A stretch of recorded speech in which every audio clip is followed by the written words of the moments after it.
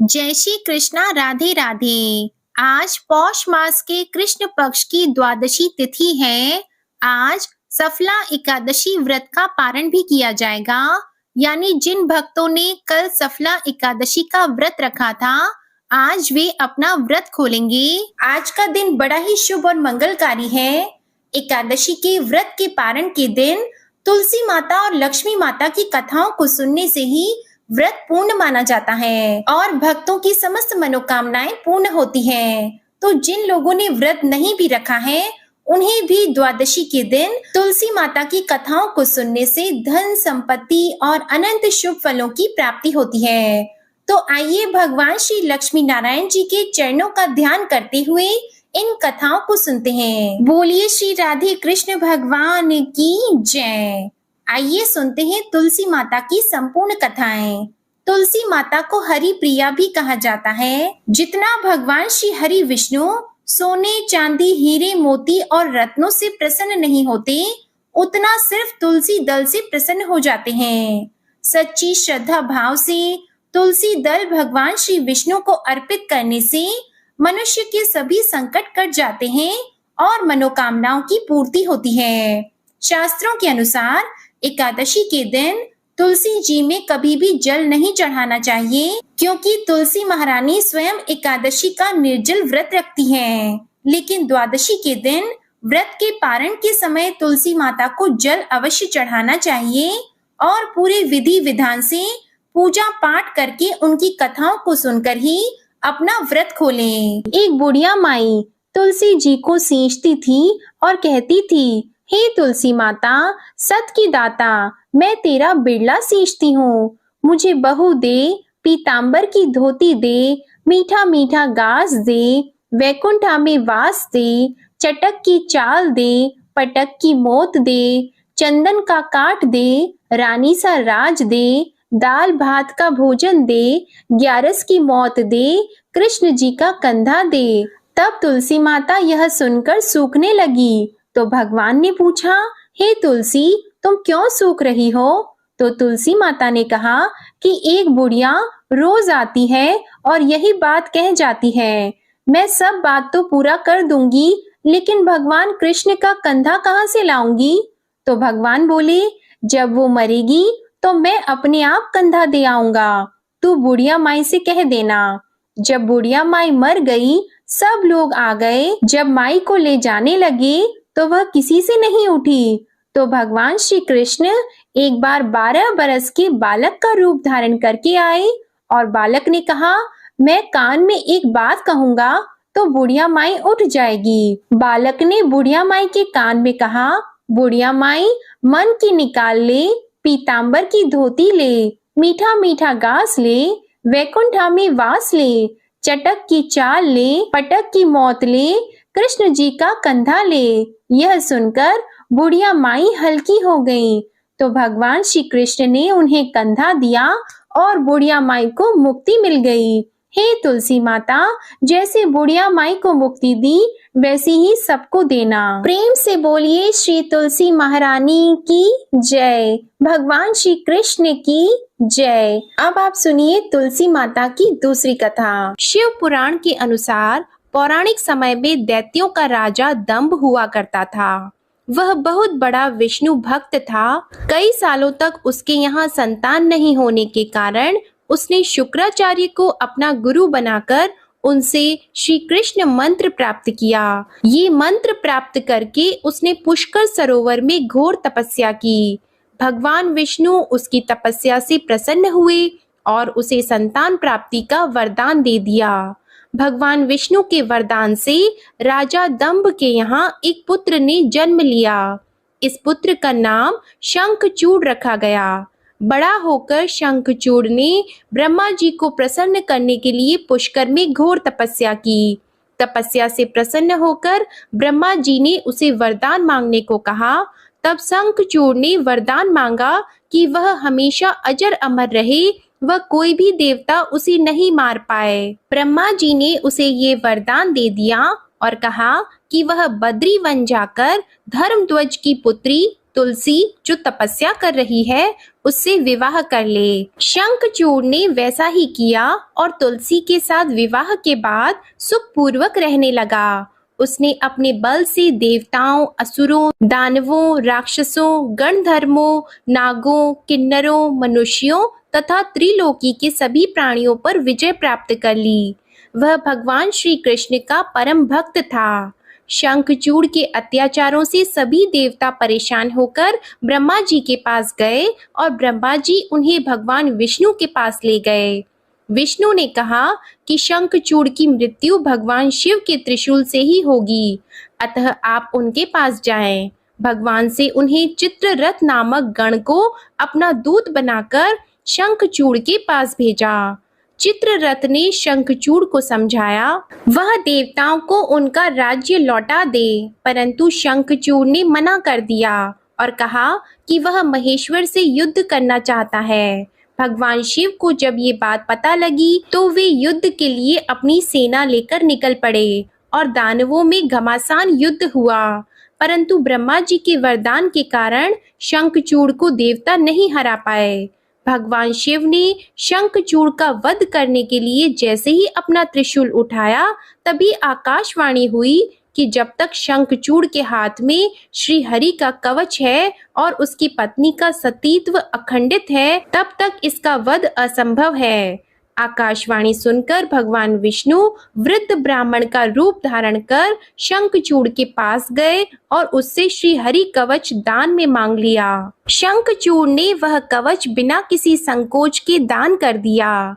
शंखचूड़ का रूप बनाकर तुलसी के पास गए शंखचूड़ रूपी भगवान विष्णु ने तुलसी के महल के द्वार पर जाकर अपने विजयी होने की सूचना दी। ये सुनकर तुलसी बहुत प्रसन्न हुई और पति रूप में आए भगवान का पूजन किया। ऐसा करते ही तुलसी का सतीत्व तो खंडित हो गया और भगवान शिव ने युद्ध में अपने त्रिशूल से शंखचूड़ का वध कर दिया। तब तुलसी को जब पता चला कि वे उनकी पति नहीं है बल्कि वे तो भगवान विष्णु हैं, तो क्रोध में आकर तुलसी जी ने कहा कि आपने छल पूर्वक मेरा धर्म भ्रष्ट किया है और मेरे पति को मार डाला, अतः मैं आपको श्राप देती हूँ कि आप पाषाण होकर धरती पर रहें। तब भगवान विष्णु ने कहा कि देवी, तुम मेरे लिए भारतवर्ष पे रहकर बहुत दिनों तक तपस्या कर चुकी हो। तुम्हारा ये शरीर नदी रूप में बदलकर गंडकी नामक नदी के रूप में प्रस्तुत होगा। तुम पुष्पों में श्रेष्ठ तुलसी का वृक्ष बन जाओगी और सदा मेरे साथ रहोगी। तुम्हारे श्राप को सत्य करने के लिए मैं पाषाण शालिग्राम बनकर रहूंगा। गंडकी नदी के तट पर मेरा वास होगा। प्रेम से बोले भगवान विष्णु और तुलसी माता की जय। आइए अब सुनते हैं गरीब ब्राह्मण और तुलसी माता की कहानी। एक नगर में एक गरीब ब्राह्मण अपनी पत्नी के साथ रहता था। वो भिक्षा मांगकर अपना सारा जीवन गुजारता था और भगवान की पूजा में लगा रहता था। वह उतनी ही भिक्षा मांगता था जिससे उसके और उसके परिवार का पेट भर सके। उस नगर का राजा बहुत धनवान और ब्राह्मणों का आदर करने वाला था। राजा किसी भी ब्राह्मण को अपने महल से खाली हाथ नहीं जाने देता था। दूर दूर से ब्राह्मण राजा के पास आते और उसे मुंह मांगा दान देकर आशीर्वाद देते हुए चले जाते। एक दिन ब्राह्मण की पत्नी ने ब्राह्मण से कहा कि दूर दूर के ब्राह्मण राजा से मनचाहा दान लेकर चले जाते हैं और तुम यहाँ के यहाँ एक दिन भी राजा के पास नहीं गए। जन्म भर कंगाली कहाँ तक झेलूं, आज तुम जाओ और राजा से कुछ मांग कर लाओ। ब्राह्मण ने अपनी पत्नी को समझाते हुए कहा कि तू तो बावरी है, हमें धन की क्या जरूरत, हमें इतना तो मिल ही जाता है जिससे हम अपना पेट भर सकें, और राजा का धन अच्छा नहीं होता, वो हमें नहीं लेना चाहिए। ब्राह्मण की पत्नी जिद पर अड़ गई और बोली, मैं तुम्हारी एक भी बात सुनने वाली नहीं हूँ।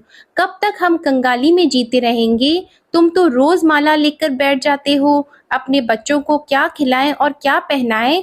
जब बच्चे दूसरे बच्चों को पहनते ओढ़ते और खाते पीते देखते हैं तो उनका मन भी ललचाता है। आज तुम राजा के पास जाओ, राजा बहुत भला व्यक्ति है, वो हमें जरूर मुंह मांगा दाम देगा। मजबूर होकर ब्राह्मण राजा के महल की ओर चल दिया, पर राजा उस समय महल में नहीं था। ब्राह्मण को वापस लौटना पड़ा। दूसरे दिन ब्राह्मण की पत्नी ने ब्राह्मण को फिर से महल भेजा, परंतु राजा फिर से महल में नहीं मिला। तीसरे दिन राजा महल में मिल गया और उसने ब्राह्मण का स्वागत किया और उसे आसन पर बैठाया और 2 दिन ना मिल पाने के लिए क्षमा भी मांगी। राजा ने कहा, मैं आपकी क्या सेवा कर सकता हूँ? ब्राह्मण ने कहा, जो मैं मांगू तो आप दे सकेंगे? राजा ने कहा, हाँ कहिए, मैं आपकी क्या सेवा कर सकता हूँ? ब्राह्मण ने निवेदन किया, महाराज मैं कुछ और नहीं चाहता, बस आप मुझे अपने पसीने की कमाई से 4 पैसे दान में दे दीजिए। ब्राह्मण की बात सुनकर राजा चौंक गया और सोचने लगा, खजाने में बहुत सारा धन पड़ा है, पर मेरी मेहनत की 1 कौड़ी भी नहीं है। राजा ने ब्राह्मण से कहा, आप मुझे 1 दिन का समय दें, मैं कल आपको आपका मुंह मांगा दान दूंगा। ब्राह्मण को जब खाली हाथ देखा तो पत्नी बोली, क्या हुआ? राजा ने कुछ नहीं दिया। ब्राह्मण बोला, राजा ने कल देने के लिए कहा है। ब्राह्मण की पत्नी सोचने लगी, शायद इन्होंने बहुत सारा धन मांगा होगा और राजा को इसकी व्यवस्था करने में समय लग रहा होगा, इसलिए कल बुलाया है। दूसरी ओर राजा ने अपने राजसी कपड़े बदलकर फटे पुराने कपड़े पहने और मजदूर जैसा भेष बना लिया। जब राजा की पत्नी ने देखा और कारण पूछा तो राजा ने सब कुछ बताया। रानी बोली, मैं भी आपके साथ चलूंगी। राजा के हाँ कहने पर रानी भी पुरानी साड़ी पहनकर आ गई। इस प्रकार राजा और रानी मजदूरी की तलाश में शहर निकले। लुहारों के मोहल्ले में जाकर राजा ने आवाज लगाई, किसी को मजदूर चाहिए? तो आखिर एक लोहार ने उन्हें बुला लिया, जो पहिए पर हाल चढ़ाने की तैयारी कर रहा था। उसने राजा से कहा, देखो तुम्हें पहले खलात धोखनी पड़ेगी और जब आग आ जाए तो उसके बाद घन पीटना होगा। फिर रानी की ओर देखकर कहा कि तुम्हें कुएं में से पानी लेकर हौदी भरनी होगी और कोयले वाले घर से कोयला लेकर भट्टी में डालना होगा। तुम दोनों को दिन भर में 2-2 आने मिलेंगे। अगर काम पसंद हो तो बोलो, नहीं तो अपना रास्ता नापो। राजा रानी लुहार के बताए काम को करने लगे। राजा खलात धोखने लगा पर उसे काम ठीक से नहीं हो पा रहा था। लोहार नाराज होकर राजा को ठीक से काम करने के लिए कहता, तो राजा जैसे तैसे अपना काम करने लगा। रानी भी कुएं से पानी भरकर लाने लगी। रानी के हाथ में फफोले हो गए। किसी तरह बड़ी कठिनाइयों से उसने पानी का हौद भरा। उसके बाद रानी कोयला लाकर भट्टी में डालने लगी। भट्टी में आग आने पर लोहार ने बाट भट्टी में से निकालकर पहिए पर जमाई और एक घन अपने हाथ में लेकर और एक राजा के हाथ में देकर कहा, देखो बारी बारी से घन इस पर पटकना, हाथ इधर उधर न हो पाए। राजा जोर जोर से घन पटकने लगा, लेकिन उसका निशाना ठीक नहीं बैठता। कभी घन हाल पर गिरता तो कभी पहिए पर। मजदूरों का ये हाल देखकर लोहारिन बड़बड़ाती हुई आई और लोहार से कहने लगी, तुमने कहाँ से ये नवसिखिए मजदूर काम पर लगाए हैं? इनसे काम नहीं होगा, ये मजदूर तुम्हारा सब काम बिगाड़ देंगे। राजा रानी उन दोनों की फटकार सुनते सुनते अपना काम मन लगाकर करते रहे। घन पटकते पटकते राजा का शरीर पसीने से तर हो गया और जोर जोर से सांसें चलने लगी। रानी भी पानी भरते भरते और कोयला झोंकते झोंकते थककर चूर हो गई। दोनों ने पूरे दिन बहुत मेहनत की। लुहार ने राजा रानी को 2-2 पैसे दिए, जिसे वो बड़ी खुशी से लेकर महल आ गए। आज उन्हें पता लगा कि मेहनत की कमाई कैसी होती है। राजा ने 4 पैसे अलग रख दिए और अगले दिन ब्राह्मण को बुलाकर उसे दे दिए। ब्राह्मण राजा को आशीर्वाद देकर घर लौटा और ब्राह्मणी से कहा, लो मैं राजा के हाथ से दक्षिणा ले आया हूँ। ब्राह्मणी खुश होकर दौड़ती हुई आई और जब उसने 4 पैसे देखे तो वह ठिठक कर रह गई और उन्हें दूर फेंक दिया। वो जल भुनकर ब्राह्मण से बोली, तुम जैसे दरिद्र से राजा के यहाँ जाकर भी कुछ न मांगा गया, शर्म भी नहीं आती। यह कहकर वह रूठ कर चली गई और बहुत देर तक बड़बड़ करती रही। ब्राह्मण ने उन 4 पैसों को उठाकर तुलसी घर के पास रख दिया और सोचा, जब ब्राह्मणी शांत हो जाएगी तो जरूरत पड़ने पर उठा लेगी। परंतु कई दिनों तक पैसे वहीं रखे रहे और फूल बेलपत्र ऊपर से गिरकर मिट्टी में दब गए। ब्राह्मण और ब्राह्मणी दोनों ही उन सिक्कों के बारे में भूल गए। कुछ दिनों बाद तुलसी घर में 4 पौधे उगे। चारों पौधे बहुत सुंदर थे। ये देखकर ब्राह्मणी रोज उनमें पानी डालती। 4 महीने बाद वह पौधे बड़े हो गए और उनमें फूल लगने लगे। फूल सूखने पर इनसे मोती झड़ने लगे। ब्राह्मण और ब्राह्मणी ने कभी मोती नहीं देखे थे। वो समझे कि कोई बीज है। हर रोज कई फूल झड़ते और बहुत मोती पूरे तुलसी घर में बिखर जाते। ब्राह्मणी उन मोतियों को समेटकर घर के एक कोने में डाल देती। इस तरह वहां मोतियों का ढेर लग गया। एक दिन एक सब्जी वाली आई। ब्राह्मणी को सब्जी लेनी थी, पर उसके पास पैसे नहीं थे। उसने सब्जी वाली से कहा, क्या तुम इन चमकदार चीजों के बदले सब्जी दे सकती हो? सब्जी वाली ने देखा तो वो पहचान गई कि ये तो मोती है। उसने खुशी खुशी ब्राह्मणी को उन मोतियों के बदले उसकी मनपसंद सब्जी दे दी। अब से हर रोज ऐसा होने लगा। ब्राह्मणी और सब्जी वाली दोनों खुश थे। सब्जी वाली यह सोचकर खुश थी कि मुझे 1 पैसे की तरकारी के बदले हजारों का माल मिलता है, और ब्राह्मणी ये सोचकर खुश थी कि इन चीजों के बदले सब्जी मिल जाती है। इस प्रकार कई महीने बीत गए। उधर राजमहल में कई राजहंस थे जो मोती चुगते थे। राजा का यह नियम था, जब राजहंस मोती चुग लेते थे, इसके बाद ही राजा और उनका परिवार भोजन करता था। एक समय बाद राजा का सारा धन उन मोतियों और दान देने में खर्च हो गया। अब राजा को मोती खरीदने के पैसे तक नहीं बचे। यह खबर पूरे नगर में फैल गई। ब्राह्मण और ब्राह्मणी को जब ये पता चला तो उन्होंने यही विचार किया कि राजा बहुत दानी और नेक दिल है। उसने अपना सब कुछ दान कर दिया, यहाँ तक कि शायद उनके पास खाने को भी कुछ नहीं है। ऐसे हालात में हमें उन लोगों की सहायता करनी चाहिए।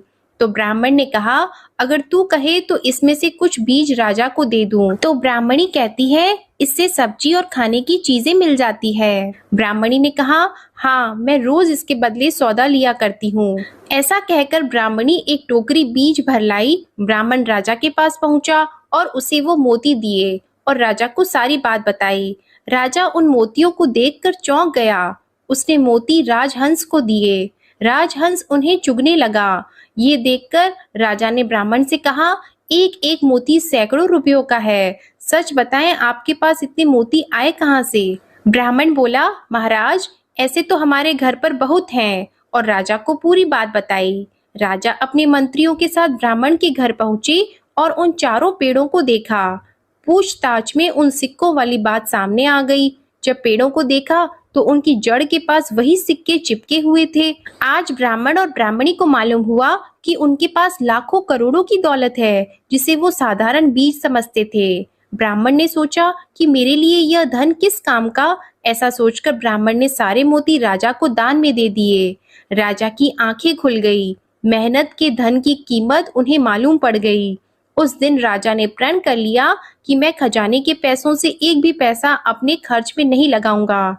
अपना खर्च मेहनत करके चलाऊंगा। खजाने और ब्राह्मण के दान से राजा ने जनता के हित में कई धर्म कार्य शुरू किए। तुलसी माता की कथा समाप्त होती है। प्रेम से बोलिए माँ तुलसी जी की जय। आइए अब तुलसी माता की दूसरी कथा को सुनते हैं।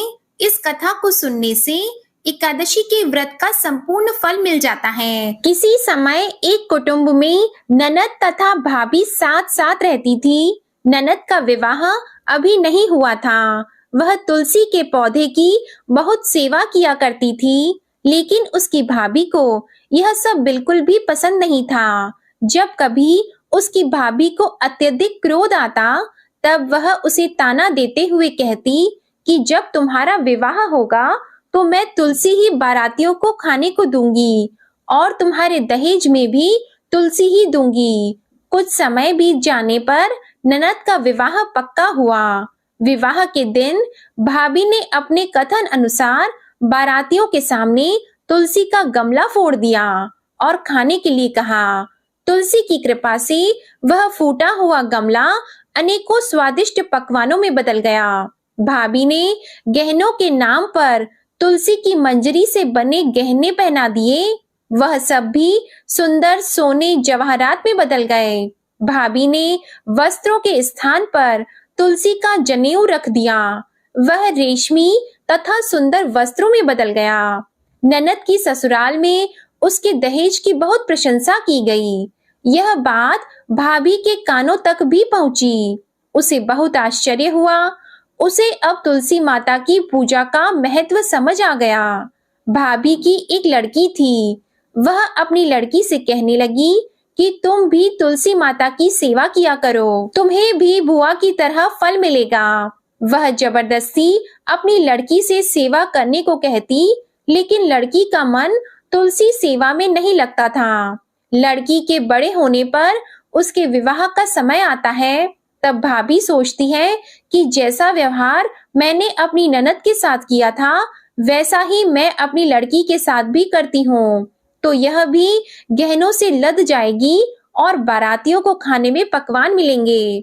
ससुराल में इसे भी बहुत इज्जत मिलेगी। यह सोचकर वह बारातियों के सामने तुलसी का गमला फोड़ देती है, लेकिन इस बार गमले की मिट्टी मिट्टी ही रहती है। मंजरी तथा पत्ते भी अपने रूप में ही रहते हैं। जनेऊ भी अपना रूप नहीं बदलता है। सभी लोग और बारातियों द्वारा भाभी की बुराई की जाती है। लड़की के ससुराल वाले भी लड़की की बुराई करते हैं। भाभी कभी ननद को नहीं बुलाती थी। भाई ने सोचा मैं बहन से मिलकर आता हूँ। उसने अपनी पत्नी से कहा और कुछ उपहार बहन के पास ले जाने की बात कही, तो भाभी ने थैले में ज्वार भरकर कहा कि कुछ नहीं है, तुम यही ले जाओ। वह दुखी मन से बहन के पास चला गया। वह सोचता रहा कि कोई भाई अपने बहन के घर ज्वार कैसे ले जा सकता है। यह सोचकर वह एक गौशाला के पास रुका और ज्वार का थैला गाय के सामने पलट दिया। तभी गाय पालने वाले ने कहा कि आप गाय के सामने हीरे मोती तथा सोना क्यों डाल रहे हो। भाई ने सारी बात उसे बताई और धन लेकर खुशी से अपनी बहन के घर की ओर चल दिया। दोनों बहन भाई एक दूसरे को देखकर अत्यंत प्रसन्न होते हैं। प्रेम से बोलिए तुलसी माता की जय, शालिग्राम भगवान जी की जय। आइए अब तुलसी माता और भगवान गणेश की कथा को सुनते हैं। इस कथा को सुने बिना तुलसी विवाह व्रत पूर्ण नहीं माना जाता। एक बार देवी तुलसी विवाह हेतु वर ढूंढने के लिए तीर्थ यात्रा पर निकली थी और ढूंढते ढूंढते वह गंगा किनारे पहुंच गई। उस समय गणेश भगवान गंगा किनारे तप कर रहे थे। उन्हें देखते ही देवी तुलसी उन पर मोहित हो गई और उनके मन में गणेश भगवान से विवाह की इच्छा उत्पन्न हुई। फिर देवी तुलसी ने गणेश जी के पास जाकर उनका ध्यान भंग कर दिया। आंखें खोलने के बाद गणेश भगवान के सामने देवी तुलसी खड़ी थी, लेकिन सामने एक स्त्री है, इसलिए अपने क्रोध को नियंत्रण में रखकर गणेश भगवान ने पूछा, आप कौन है देवी और मेरा ध्यान भंग करने का क्या कारण है? तो जवाब में देवी तुलसी ने अपने परिचय के साथ गणेश जी से विवाह की बात कर ली। उत्तर में गणेश भगवान जी बोले, देवी मैं ब्रह्मचारी हूँ, इस वजह से मैं विवाह नहीं कर सकता। अपने विवाह प्रस्ताव के लिए ना सुनने के बाद देवी तुलसी क्रोधित हो गई और उन्होंने गणेश जी को श्राप दे दिया कि उनका ब्रह्मचर्य टूटेगा और उनके 2 विवाह होंगे। इस बात पर गणेश भगवान भयंकर क्रोधित हो उठे, क्योंकि एक तो वह स्त्री है, इसलिए ध्यान भंग करने पर भी गणेश जी ने कुछ नहीं कहा और इतनी विनम्रता से बात करने पर भी उन्हें श्राप दिया गया। फिर गणेश जी ने भी देवी तुलसी को श्राप दे दिया कि तुम्हारा विवाह शंखचूर्ण नाम के असुर के साथ होगा। एक देवी होकर भी उनका विवाह एक राक्षस से होगा। यह जानकर देवी तुलसी विचलित हो गई और विनायक जी से इस कठोर श्राप से मुक्ति दिलाने की क्षमा याचना करने लगी। फिर गणेश जी को तुलसी देवी पर दया आ गई। वे बोले कि मेरा श्राप तो बदल नहीं सकता, वह तो सच होकर ही रहेगा, लेकिन अगले जन्म में तुम एक पेड़ बनोगी और भगवान महाविष्णु जी को अत्यंत प्रिय होंगी। उनकी पूजा में भी तुम्हारा एक महत्वपूर्ण स्थान होगा और कलयुग के इंसानों को तुम मोक्ष का मार्ग दिखाओगी। लेकिन तुमने मेरा तप भंग किया है और मुझे ब्रह्मचारी होकर भी 2 विवाह का श्राप भी दिया है, इसलिए मेरी किसी भी प्रकार की पूजा में तुम निषिद्ध रहोगी। इस प्रकार देवी तुलसी गणेश भगवान की पूजा में निषिद्ध हो गई। प्रेम से बोलिए गणेश भगवान की जय। अब आप सुनिए लक्ष्मी माता की कथा। एक दिन माता लक्ष्मी जी की बड़ी बहन ज्येष्ठा ने उनसे कहा, कुछ दिनों से एक बात मेरे मस्तिष्क में कौंध रही है। सोचती हूँ कि तुमसे पूछूं या नहीं। ऐसी क्या बात है बहन? मन में जो कुछ भी है निसंकोच होकर पूछो। वैसे भी कोई बात मन में न रखकर उसका समाधान कर लेना ही बुद्धिमानी होती है। लक्ष्मी जी ने मुस्कुराकर कहा कि मैं अक्सर यही सोचती रहती हूँ कि सुंदरता में हम दोनों बराबर हैं। फिर भी लोग तुम्हारा आदर करते हैं और मैं जहाँ भी जाती हूँ वहाँ उदासी छा जाती है। मुझे लोगों की घृणा और क्रोध का शिकार होना पड़ता है, जबकि हम दोनों सगी बहनें हैं। ऐसा क्यों है? तब लक्ष्मी जी ने हंसकर कहा, सगी बहन या समान सुंदरता होने से ही आदर नहीं मिलता है। उसके लिए अपने को भी कुछ करना चाहिए। लोग मेरा आदर इसलिए करते हैं क्योंकि मैं उनके घर पहुँचते ही सुख के साधन जुटा देती हूँ। संपत्ति और वैभव से आनंदित होकर लोग मेरा उपकार मानते हैं, तभी मेरी पूजा करते हैं। उधर तुम्हारा यह हाल है कि जिसके यहाँ भी तुम जाती हो उसको गरीबी, रोग और आपदा सहन करनी पड़ती है। इसी वजह से लोग तुमसे घृणा करते हैं। कोई तुम्हारा आदर नहीं करता। आदर पाना है तो दूसरों को सुख पहुँचाओ। ज्येष्ठा को लक्ष्मी जी की बात चुभ गई। उन्हें लगा कि लक्ष्मी को अपनी महिमा का अभिमान हो गया है। उन्होंने तड़प कर कहा, लक्ष्मी तुम मुझसे हर बात में छोटी हो, अवस्था में भी छोटी हो और प्रभाव में भी छोटी हो। मुझे उपदेश देने का भी विचार न करो। अगर तुम्हें अपने वैभव का अहंकार है तो मेरे पास भी अपना एक प्रभाव है। मैं जब अपनी पर आ जाऊं तो तुम्हारे करोड़पति भक्त को भी पल भर में भिखारी बना दूं। लक्ष्मी जी को हंसी आ गई और वे कहने लगी, बहन तुम बड़ी हो इसलिए कुछ भी कह लो, लेकिन जहाँ तक प्रभाव की बात है मैं तुमसे कम नहीं हूँ। जिसको तुम भिखारी बनाओगी उसे मैं दूसरे दिन ही रंक से फिर राजा बना दूंगी। मेरी महिमा का अभी तुम्हें पता ही कहाँ है और तुम्हें भी मेरी महिमा का पता ही नहीं है। जिसकी तुम सहायता करोगी उसे मैं दाने दाने के लिए भी मोहताज कर दूंगी। देखो बहन, दाने दाने के लिए तो तुम उसे मोहताज कर सकती हो जिससे मैं रूठ जाऊं। जिसके सिर पर मेरा वरद हस्त न हो उसका तुम कुछ भी बिगाड़ सकती हो, परंतु जिस पर मेरी कृपा दृष्टि है उसका कोई भी बाल तक बांका नहीं कर सकता। अगर तुम अपना प्रभाव दिखाने को इतनी ही उतावली हो रही हो तो कल अपना प्रभाव दिखाकर देख लेना। ठीक है, बोलो कहाँ चले? दूर क्यों जाएं? पास ही अनुराधापुर है, उसमें एक ब्राह्मण रहता है दीनानाथ। वह रोज मंदिर में पूजा करने जाता है और मेरा पक्का भक्त है। उसी पर हमें अपनी अपनी महिमा दिखानी है। ज्येष्ठा को बहुत ही ताव आ गया। उन्होंने हाथ झटक कर कहा, ठीक है और चली गई। लक्ष्मी जी वहीं खड़ी खड़ी बहन के क्रोध और अहंकार पर मुस्कुराती रहीं। दूसरे दिन दोनों बहनें अनुराधापुर के विष्णु मंदिर में पहुंची। उन्होंने अपना वेश बदल रखा था। साधारण स्त्रियों की तरह वे दोनों मंदिर के द्वार पर बैठ गईं। लोगों ने देखा अवश्य, किंतु किसी ने उनकी ओर खास ध्यान नहीं दिया। ध्यान देने वाली कोई खास बात थी भी नहीं। वह मंदिर था और वहाँ हर रोज दीन दुखी आते जाते रहते थे। वहाँ आने वाले सभी किसी न किसी परेशानी में घिरे रहते थे। फिर भला उन्हें किसी दूसरे की परेशानी से सरोकार हो सकता था?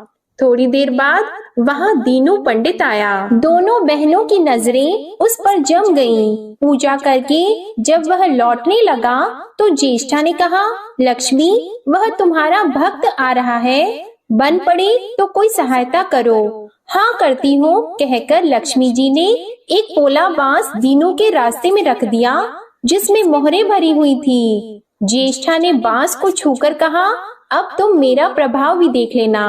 पूजा करके लौट रहे दीनू ने रास्ते में पड़ा हुआ वह बांस का टुकड़ा उठा लिया। उसका विचार था कि वह किसी काम आ जाएगा। घर में 100 जरूरतें होती हैं। अभी वह पंडित कुछ आगे ही बढ़ा था कि उसे एक लड़का मिला। लड़के ने पहले पंडित जी से राम राम की, फिर बड़ी ही नम्रता से बोला, पंडित जी, मुझे अपनी चारपाई के लिए बिल्कुल ऐसा ही बांस चाहिए। दादाजी ने यह कहकर भेजा है कि जाओ बाजार से ले आओ। ऐसा बांस पंडित जी कहाँ मिलेगा? दीनू ने कहा, मैंने मोल नहीं लिया, रास्ते में पड़ा था सो उठा लाया। लो, तुम्हें जरूरत है तो तुम ही रख लो, वैसे बाजार में 1 रुपए से कम का नहीं है। तब लड़के ने चवन्नी देते हुए कहा, मगर मेरे पास तो यह चवन्नी ही है पंडित जी, अभी तो आप इसे ही रखिए, बाकी 12 आने शाम को दे जाऊंगा। पंडित जी खुश थे कि बिना किसी हील हुज्जत के रुपया कमा लिया। दीनू पंडित ने चवन्नी लेकर बांस लड़के को दे दिया और वह चवन्नी अपनी डोलची में रख दी। मंदिर के पास खड़ी दोनों देवियां यह सारी लीला देख रही थी। तो ज्येष्ठा ने कहा, लक्ष्मी, देखा तुमने, तुम्हारी इतनी सारी मोहरें मात्र एक चवन्नी में बिक गईं। और अभी क्या, यह चवन्नी भी तुम्हारे भक्त के पास नहीं रुकेगी। चलो उसके पीछे चलते हैं और देखते हैं क्या होता है। दोनों बहनें दीनू के पीछे पीछे चलने लगी। एक तालाब के पास दीनू ने डोलची रख दी और कमल के फूल तोड़ने लगा। उसी बीच एक चरवाहे का लड़का आया और डोलची में रखी हुई चवन्नी लेकर भाग गया। दीनू को पता ही नहीं चला। फूल तोड़कर वह अपने घर चलने लगा। इतने में वही लड़का आता हुआ दिखाई दिया जिसने चवन्नी देकर उससे बांस ले लिया था। करीब आकर वह बोला, पंडित जी, यह बांस तो बहुत वजनी है। दादाजी ने कहा है कि कोई हल्का बांस चाहिए, इसकी चारपाई ठीक न होगी। यह लीजिए, आप अपना बांस वापस ले लीजिए। कहकर उसने बांस पंडित जी के हवाले कर दिया। दीनू ने बांस ले लिया, लेकिन चवन्नी तो डोलची में थी ही नहीं। तब उसने कहा, बेटा, चवन्नी तो कहीं गिर गई, तुम मेरे साथ घर चलो, वहाँ दूसरी दे दूंगा। इस समय मेरे पास एक भी पैसा नहीं है, तब आप जाइए, मैं शाम को आकर घर से ले लूंगा। यह कहकर लड़का अपनी राह लौट गया। बांस फिर से पंडित जी के ही पास आ गया और लक्ष्मी जी हौले से मुस्कुराईं। उनको इस प्रकार मुस्कुराते देखकर ज्येष्ठा मन ही मन जल उठी। वह बोली, अभी तो खेल शुरू ही हुआ है, देखती चलो मैं इसे कैसे तिगनी का नाच नचाती हूँ। दीनू बेचारा इन सब बातों से बेखबर अपनी ही धुन में आगे बढ़ा चला जा रहा था। उसे क्या पता था कि वह शतरंज का मोहरा बना हुआ है। वह तो धूप छांव की भांति दोनों बहनों का प्रभाव सहता चुपचाप चला जा रहा था। आगे चलकर गांव का एक अहीर मिला। उसने दीनू को चवन्नी वापस करते हुए बताया, पंडित जी, मेरा लड़का आपकी डोलची से यह चवन्नी उठा लाया था। यह बड़ा ही शैतान है। मैं आपकी वही चवन्नी लौटाने आया हूँ। हो सके तो उस शैतान को माफ कर दीजिएगा। दीनू ने आशीर्वाद देकर चवन्नी ले ली और प्रसन्न मन से उस लड़के को पुकारने लगा, जो शाम को घर आकर चवन्नी लेने की बात कहकर लौटा जा रहा था। आवाज सुनकर लड़का लौट आया। अपनी चवन्नी वापस पाकर वह भी प्रसन्न हो गया। दीनू पंडित निश्चिंत मन से घर की ओर बढ़ने लगा। उसके एक हाथ में पूजा की डोलची थी और दूसरे में वही 5 हाथ का लंबा बांस। राह चलते दीनू पंडित सोच रहा था, बांस तो काफी वजनी है तो मजबूत भी होगा क्योंकि ठोस है। इसे दरवाजे के छप्पर में लगा दूंगा, कई साल के लिए बल्ली से छुटकारा मिल जाएगा। तब ज्येष्ठा को उसके विचार पर क्रोध आ गया। लक्ष्मी जी के प्रभाव से दीनू को लाभ होता देखकर वह मन ही मन बुरी तरह जली जा रही थी। जब उन्होंने देखा कि पंडित का घर करीब आ गया है, तो कोई उपाय न पाकर उन्होंने दीनू को मारने डालने का विचार किया। उन्होंने कहा, लक्ष्मी, धन संपत्ति तो मैं छीन ही लेती हूँ, अब तुम्हारे भक्त के प्राण भी ले लूंगी। देखो वह किस तरह तड़प तड़प कर मरता है। और वह तुरंत सांप बनकर दीनू की ओर दौड़ पड़ी। लक्ष्मी जी को तनिक भी घबराहट नहीं हुई। वह उसी तरह खड़ी खड़ी मुस्कुराती रहीं। सहसा दीनू चौंक पड़ा एक भयानक सांप फन उठाए उसकी ओर झपट रहा था। प्राण तो सभी को प्रिय होते हैं, उपाय रहते कोई अपने को संकट में नहीं पड़ने देता। दीनू ने पगडंडी वाला रास्ता छोड़ दिया और एक ओर को भागने लगा, लेकिन सांप बनी ज्येष्ठा उसे भला कहाँ छोड़ने वाली थी। वह तो उस गरीब के प्राणों की प्यासी हो चुकी थी। वह भी दीनू के आगे पीछे दाएं बाएं बराबर दौड़ती ही रही। दीनू घबरा गया। उसने हाथ जोड़कर कहा, नाग देवता, मैंने तुम्हारा कुछ नहीं बिगाड़ा, शांति से अपनी राह लौट जाओ। आखिर क्यों मुझ गरीब के पीछे पड़े हो? व्यर्थ में किसी ब्राह्मण को सताना अच्छी बात नहीं है। लेकिन वह नाग तो ज्येष्ठा का रूप था, जो दीनू को किसी भी तरह डसना चाहता था। प्रार्थना पर कुछ भी ध्यान न देकर वह सांप एक बारगी फुफकारता हुआ झपट पड़ा। जब दीनू ने देख लिया कि बिना संघर्ष किए अब जान नहीं बचेगी, तो उसने प्राण रक्षा के लिए भरपूर जोर लगाकर वही बांस सांप के ऊपर दे मारा। धरती से टकराते ही बांस के 2 टुकड़े हो गए और उसके भीतर भरी हुई मोहरें खन खनाकर बिखर गईं, जैसे लक्ष्मी जी हंस रही हों। दीनू के मुंह से हैरतपूर्ण चीख सी निकली। अरे! थोड़ी देर के लिए वह ठगा सा खड़ा आंखें फाड़े उन मोहरों की ओर देखता रहा। एक पल के लिए तो वह सांप को ही भूल गया, परंतु फिर जैसे उसे झटका सा लगा, सांप का ध्यान आते ही उसने उसकी ओर गर्दन घुमाई तो देखा कि बांस की चोट से सांप की कमर टूट गई है और वह लहूलुहान अवस्था में झाड़ी की ओर भागा जा रहा है। दूसरे क्षण वह मोहरों पर लौट गया और कहने लगा, तेरी जय हो लक्ष्मी माता, जीवन भर का दारिद्र्य आज दूर हो गया। तेरी महिमा कौन जान सकता है। चलो अब घर में बैठकर तुम्हारी पूजा आरती करूंगा। और फिर जल्दी जल्दी उसने सारी मोहरें अंगोछी में बांध दी और लंबे लंबे कदमों से घर की ओर चल दिया। पीछे एक पेड़ की छाया में खड़ी माता लक्ष्मी अपनी बहन ज्येष्ठा से मुस्कुराकर पूछ रही थी, कहो बहन, सच बताना, बड़प्पन की थाह मिली कि अभी नहीं? बड़प्पन किसी को कुछ देने में ही है, उससे छीनने में नहीं। ज्येष्ठा ने कोई उत्तर नहीं दिया।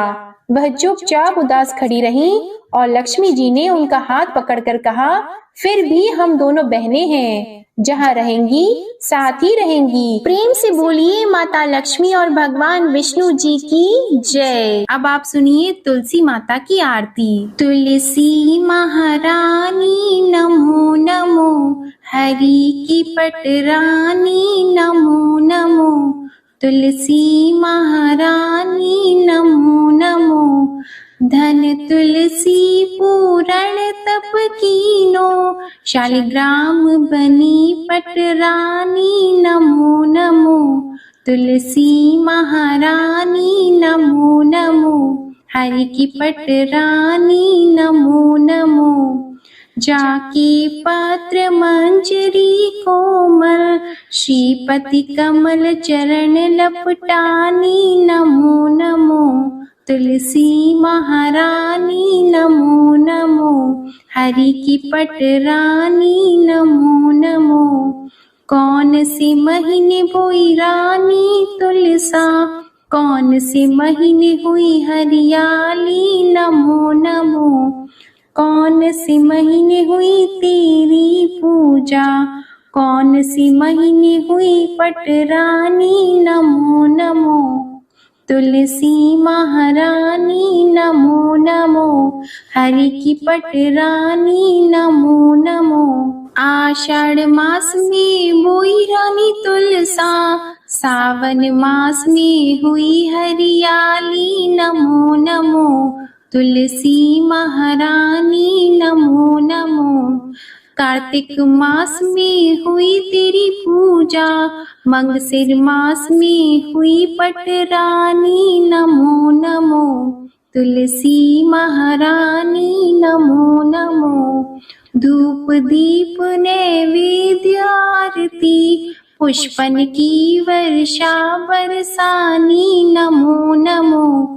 तुलसी महारानी नमो नमो। 56 भोग 36 व्यंजन, बिन तुलसा हरि एक न मानी नमो नमो। तुलसी महारानी नमो नमो। जो तुलसी को सवेरे गाए, श्री कृष्ण के दर्शन पाए। नमो नमो तुलसी महारानी, नमो नमो।